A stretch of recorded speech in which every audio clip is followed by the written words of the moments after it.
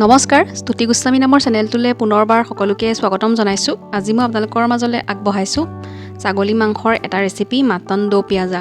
ভিডিঅ'টো চাই ভাল পাব বুলি আশা কৰিলোঁ। আৰু যদি আপোনালোকে প্ৰথমবাৰৰ কাৰণে মোৰ চেনেলটো চাই আছে তেনেহ'লে চেনেলটো ছাবস্ক্ৰাইব কৰি লৈ যেন। এতিয়া আহকচোন আমি এই ভিডিঅ'টোৰ মাজলৈ যাওঁ।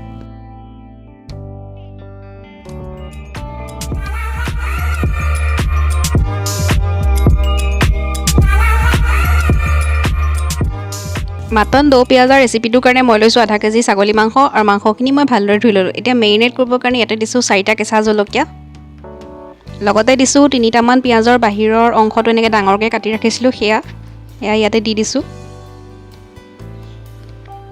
আধা চামুচ দিছোঁ নহৰু বটা, পাছতো মই গোটা নহৰু ব্যৱহাৰ কৰিম সেইকাৰণে এতিয়া কমাই দিছোঁ। লগতে দিছোঁ আধা চামুচ আদা বটা, আধা চামুচ হালধি, আন্দাজমতে নিমখ, দৈ দিছোঁ 5-6 চামুচমান, এইখিনি নৰ্মেল দৈ হয়। আৰু লগতে দিছোঁ মিঠাতেল, এইখিনি কেঁচা মিঠাতেল হয়, আপোনালোকে ইচ্ছা কৰিলে মিঠাতেলটো গৰম কৰিও দিব পাৰে মেৰিনেট কৰোঁতে। আৰু এতিয়া মই গোটেইখিনি ভালদৰে সানি মেৰিনেট হ'বৰ কাৰণে প্ৰায় আধা ঘণ্টামানৰ কাৰণে ৰাখি থ'ম। গোটেই ৰাতি ৰাখি থ'ব পাৰিলেও ভালেই, মোৰ ইমান সময় নাই, মই আধা ঘণ্টাই ৰাখিছোঁ।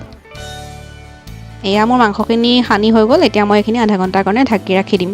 এতিয়া এটা কুকাৰ তুলি দিছোঁ গেছৰ ওপৰত, তাতে দিছোঁ মিঠাতেল আৰু তেলখিনি গৰম হোৱা দিছোঁ আধা চামুচ চেনি, আৰু এই চেনিখিনি গলিলেই এতিয়া মই ইয়াতে গোটা মছলা ব্যৱহাৰ কৰিম। তাৰ কাৰণে লৈছোঁ 2খিলা তেজপাত, আধা চামুচ জিৰা, আধা চামুচ জালুক, 5টামান ইলাচি, এটুকুৰা ডালচেনি আৰু 2টা লং। প্ৰথমেই দিম তেলখিনি তেজপাত 2খিলা, তাৰপাছত বাকী গোটা মছলাখিনিও দি দিম। আৰু জিৰাখিনি ফুটালৈকে মই এইখিনি ভাজি ল'ম। এতিয়া মই ইয়াতে দিম 5টামান পিঁয়াজ মই মিহি মিহিকৈ কাটি লৈছিলোঁ সেয়া ইয়াতে দি দিম, আৰু পিঁয়াজখিনি ৰঙচুৱা হোৱালৈকে ভাজি ল'ম। যিহেতু চেনিখিনি গলি ক'লাই হৈ গৈছিলে সেইকাৰণে পিঁয়াজৰ ৰংটো ইয়াত সোনকালে উঠিব। আৰু পিঁয়াজখিনি ভাজি থাকোঁতে দিছোঁ কেইফুটামান মই ইয়াতে গোটা নহৰু, আৰু পিঁয়াজখিনিয়ে ৰং সলনি হোৱালৈকে মই ভাজি ল'ম।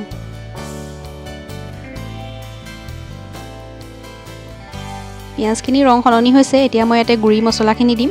গুড়ি মছলাৰ ভিতৰত আছে এচামুচ জিৰা পাউডাৰ, এচামুচ ধনিয়া পাউডাৰ, এচামুচ মিট মছলা, এচামুচ কাশ্মীৰ ৰেড চিলি পাউডাৰ, আধা চামুচ ৰেড চিলি পাউডাৰ আৰু আধা চামুচ জালুকৰ গুড়ি।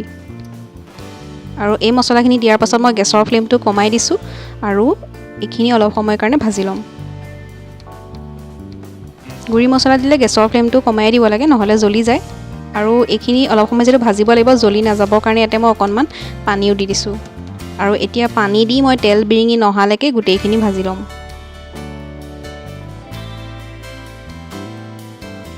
আৰু লগতে মই কুকাৰৰ ঢাকনিখন দি অকণমান সময় ঢাকিও দিছোঁ। এয়া 5 মিনিটমান ভজাৰ পাছত দেখিছে পিঁয়াজখিনিয়ে ধুনীয়াকৈ তেল এৰিবলৈ আৰম্ভ কৰিছে, লগতে মছলাখিনিও ভজা হৈ গৈছে। পিঁয়াজ মছলা যিমানেই ভালকৈ ভাজ খাব সিমানেই মাংসখিনি খাবলৈ ভাল হ'ব। আৰু এয়া মোৰ ভাজি হৈ গৈছে। এতিয়া মই ইয়াতে মেৰিনেট কৰা মাংসখিনি দি দিম। এয়া মেৰিনেট কৰা মাংসখিনি ইয়াতে মই এতিয়া দি দিম। আৰু এতিয়া মাংস ভজাহে কথা, আৰু যিমানেই ভাজিব সিমানেই মাংসৰ সোৱাদ বাঢ়ি যাব। গোটেই মাংসখিনি দি ল'লোঁ, এতিয়া মই গোটেইখিনি পুনৰ লৰাই লৰাই ভাজি থাকিম। যিমানেই বেছিকৈ ভাজিব সিমানেই ভাল হ'ব। প্ৰথমে গেছৰ ফ্লেমটো হাইতে দি ভাজিব, তাৰপাছত ল' কৰি ভাজি থাকিব। এয়া মাংসখিনি মই গোটেই পিঁয়াজৰ লগত মিহলাই হৈ গ'ল। এতিয়া মই এনেকৈয়ে মাংসখিনি ভাজি থাকিম।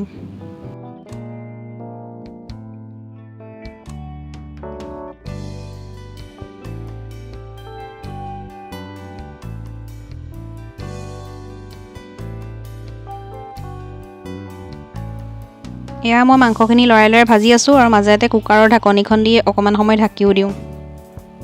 এয়া অলপ সময়ৰ কাৰণে ঢাকি দিছোঁ, আৰু এয়া দেখিছে মাংস আৰু পিঁয়াজৰ পৰা পানী ওলাবলৈ আৰম্ভ কৰিছে। সেই পানীখিনি নুশুকোৱালৈকে মাংসখিনি ভাজি থাকিব লাগিব। আৰু মই মাজে মাজে কুকাৰৰ ঢাকনিখন দি মাজতে ঢাকিও দিওঁ।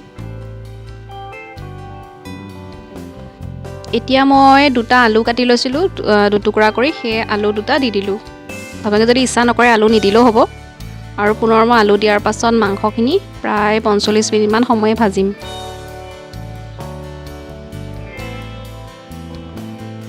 এতিয়া পুনৰ কুকাৰৰ ঢাকনিখন লগাই দিম। আৰু দেখিছে মাংসৰ কালাৰটো কিমান ধুনীয়া হৈছে। কুকাৰৰ ঢাকনিখন আঁতৰাই পুনৰ এইখিনি মই লৰাই আছোঁ।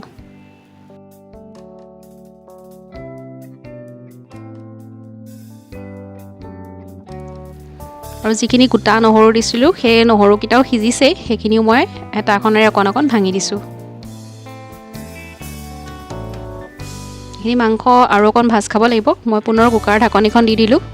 যেতিয়া পানীটো একেবাৰে শুকাই যাব তেতিয়াই গম পাব মাংসখিনি পানী দিব পৰা হৈ গৈছে। আৰু দেখিছে মাংসখিনি শুকাই গৈছে, অকল তেলহে বিৰিঙি আছে। যিটো পিঁয়াজ আৰু মাংসৰ পৰা পানী ওলাইছিলে সেয়া নাইকিয়া হৈ গৈছে এয়া।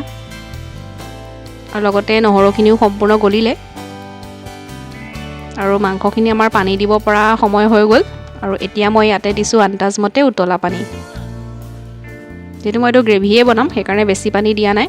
আপোনালোকে পানীৰ পৰিমাণটো নিজৰ আন্দাজমতে দিব, কিমান পনীয়া বা কিমান ডাঠ খাব বিচাৰে।